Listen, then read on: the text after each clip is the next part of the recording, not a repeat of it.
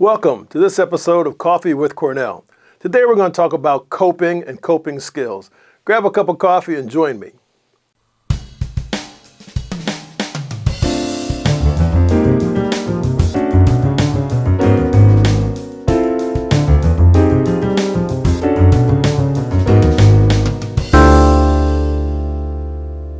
Now, we've all had about 2 years plus of COVID, and we're pretty much sick and tired of it, right? And right now, it appears though we're in a little bit of a dip in cases and outbreaks and that sort of thing. So we're getting a chance to get back into what we consider a little more closer to normal lifestyles. Throughout that period of time, however, we've all had to develop some coping mechanisms and skills, I would suggest, just because things changed on us.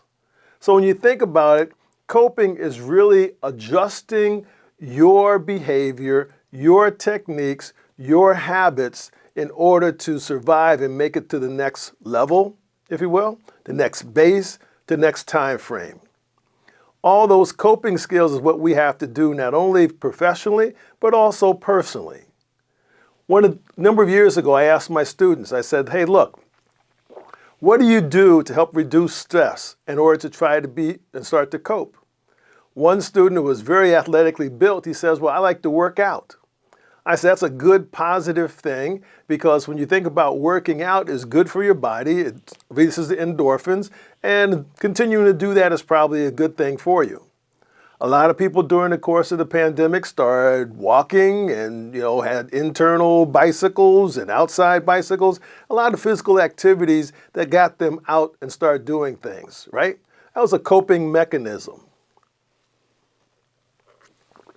We've heard about people picking up new hobbies, baking and various handcrafts and stamp collecting and comics and, baseball card collecting. All those sort of activities also assisted and helped with what? Coping.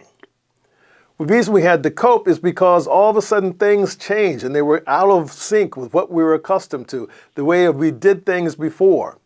And we had to find a way that allowed us to maintain where we were and be able to go through this period of transition, whatever that period was, and come out the other side hopefully stronger and better. So the beautiful thing about coping is that we can learn new things about ourselves, right? Assuming and logically speaking that those new techniques, new things we learn about ourselves to help with the coping are positive. You follow me on that? Positive. So yeah, we may have watched a little bit too much TV.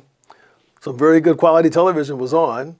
Sports were still there for us. We appreciate all the athletes who are out there working for us, okay, and producing quality sporting events, and we appreciate that. But also you have to be careful as to what coping mechanism you come up with, right? Because some things may be good once, maybe good twice, but long term, not really good for your body and your mind as the case might be. So, the idea is continue developing those coping skills. Why? Not only personally and professionally, we need to have coping skills because change is a constant. Whether it's at your workplace, whether it's in society at large, or whether it's you, just a natural aging process, change is a constant. And so you developing what works best for you on a positive way for developing coping skills is the right thing. Sometimes coping skills can just be a question of, oh, gee, something's new happened and I have to cope. It happens. Sometimes the question you can identify that, well, gee, I'm going through a series of patterns. Let's talk about road rage, for example. Come up with a new way of processing or coping with traffic jams that we all have to be exposed to all the time, right? So why get upset about it? Find another place, find another situation that will help you cope with the situation better. Because if you carry it with you, it's not going to be a positive thing. And who's it going to hurt? Hurts you. So get rid of that. So in summarization, figure out what that thing is for you that helps you cope because we're going to have to continue to cope. Hopefully COVID is going away, at least for now. Okay, whether it's going to come back or not, we don't know for sure. But if it does, you're going to be better prepared to understand how you can better cope. Your job's going to change, the environment's going to change, all these items are going to change. And so as you start to identify those situations, figure out what your best coping mechanisms are, put them in place, start developing those skills, exercising those muscles, be they physical, mental, or emotional, and come out better on the other side. You got that? Let's cope with it. Thank you for joining me.